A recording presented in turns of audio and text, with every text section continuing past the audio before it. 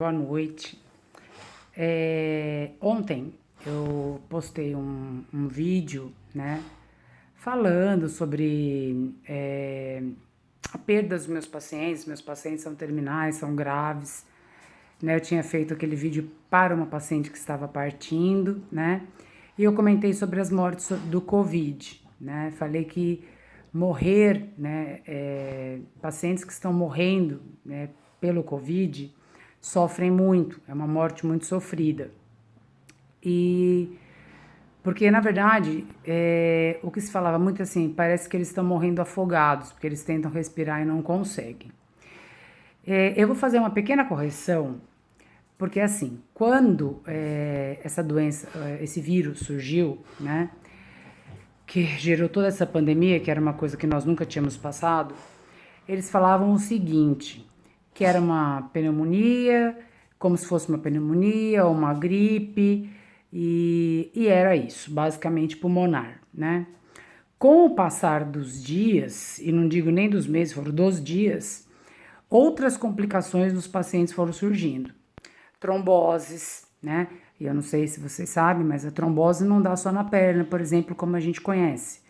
Trombo pode dar em qualquer lugar do corpo. Então, os pacientes com Covid começaram a apresentar o quê? AVC, AVC isquêmicos e hemorrágicos. Depois, esses pacientes começaram a apresentar outros tipos de problema. Problemas relacionados... Porque o corpo da gente é tudo interligado, né? Então, se o paciente é hipertenso, né? Porque esses pacientes de Covid que pioram, na maioria das vezes eles têm doenças pré-existentes, doenças de base, que é o quê? Diabetes, pressão alta, obesidade, né? Então, o que começou a acontecer? Essas doenças de base começaram a piorar. Então, começou a ficar um ciclo de coisas ruins. Subia a pressão, coração não aguentava. Então, muitos pacientes morreram vítimas, né, do AVC, morreram vítimas do coração, morreram por falência renal. Mas o diagnóstico, né, dessa autópsia, desse final, também tenho que falar que essas autópsias muitas vezes nem estão sendo feitas pelo risco de contágio, tá? Eu vi uma entrevista com um pesquisador, nossa, um cara muito top, e ele falando triste, sabe, chorando, porque ele tinha perdido um menino de 14 anos. E ele queria descobrir onde ele tinha falhado, o que ele não tinha feito para esse menino, né, para ele ter morrido, e ele acabou fazendo uma autópsia mínima invasiva, né, que eu nem sabia que isso existia, para tentar ver se ele descobriu o que ficou faltando ali no tratamento. A verdade é que o vírus é muito agressivo, né? E o que a gente pensava que seria uma gripe, né? Uma pneumonia, tal, ele começou a complicar todo o sistema da pessoa, né? Todo o corpo, né? Então a pessoa acaba morrendo, sim, vítima do Covid, é isso que vai no atestado de óbito, mas ela acabou falecendo por toda essa cascata de coisas, né? Então não é só pelo fato pulmonar, né? E sim também que o pulmonar a gente focou muito por causa dos respiradores. Nós não estávamos preparados para receber tantos pacientes para ficar em respirador, nem hospitais caros, nem hospitais chiques, ninguém estava preparado para receber uma demanda tão grande de pacientes que precisavam de respirador, né? Então, é a mesma coisa de chegar uma população que precisa de um antídoto, de uma cobra, de um negócio.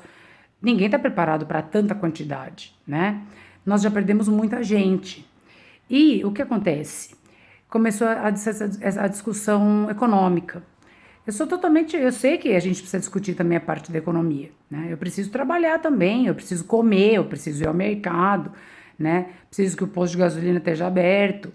Mas essa discussão sobre a economia, que eu não vou entrar no mérito político, de presidência, nada disso, fez com que as pessoas falassem assim: ah, se tem gente que tá pegando e nem percebe, porque tem muitas pessoas assintomáticas, tem realmente, né? Mas também tem muitas pessoas sintomáticas, né? Então a pessoa fala, já que tem tanta gente assintomático, vai ver que eu também vou pegar, vai ver que eu já peguei e eu nem sei, né? Então, É incrível como as coisas começam a ser banalizadas no nosso país, né? Em tudo começa a ser banalizado, né? E então é isso, gente. A doença é complexa, tá? Desculpa, cachorrada. A doença ela é complexa. Só um instante, senão a gente não consegue ouvir. A doença ela é muito complexa, tá? Se ela atingir realmente, ela vai atingir vários órgãos, inclusive pulmão, né? O paciente fica lá, o paciente precisa ser sedado. Se ele falecer, ele vai falecer sedado. Ele não vai se despedir da família, tá? Esse enterro vai ter uma pessoa no máximo, duas pessoas. Então, assim, é muito triste. Então, o que eu venho falar? Tô corrigindo o fato do pulmonar, porque não é só pulmonar, né? E pedir para que as pessoas voltem a ter um pouquinho de conscientização. Se você não quer usar máscara, se você não quer se proteger, se você acha que você pode ter pego e nem sabe, pensa pelo menos nas pessoas que você convive, ou pior, nas que nem fazem parte da sua família e que você se aproximando, né, contaminado, você vai contaminar, né? Então, em vez dessa palavra solidariedade, solidariedade, solidariedade, ela é muito bonita, mas eu vou falar um pouquinho mais, responsabilidade, né? A partir do momento que você se coloca em risco, você me põe em risco. Não só eu da área da saúde. Você coloca a caixa do supermercado em risco, tá? Então, gente, conscientização, tá? Cloroquina, ivermectina, vacina da BCG, né? Vamos tomar tudo isso? Vamos comprar tudo isso?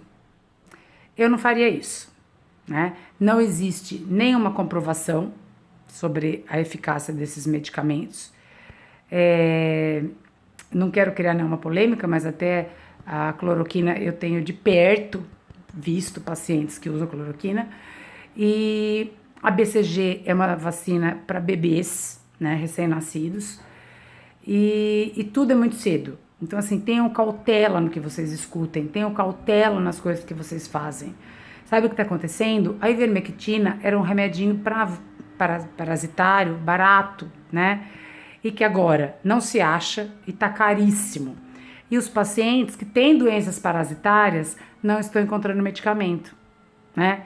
E quem tem doença parasitária? Na maioria das vezes, pacientes pobres, pacientes que precisam desse remédio. Então, consciência, gente, solidariedade é legal? É legal. Mas conscientização e um pouquinho de se colocar no lugar do outro, putz, isso é fundamental para viver. Então, é isso que eu vim falar para vocês hoje, tá? Um grande beijo, que isso passe logo, que seja só uma lembrança ruim na vida da gente. Mas como todo mundo fala, tomara que depois da pandemia o ser humano melhore, eu não sei se eu acredito, mas eu acredito que eu posso ser melhor. E eu acredito que as pessoas que estão me ouvindo, que fazem parte da minha rede de amigos, também podem ser melhores, viu? Um grande beijo, um bom sábado à noite.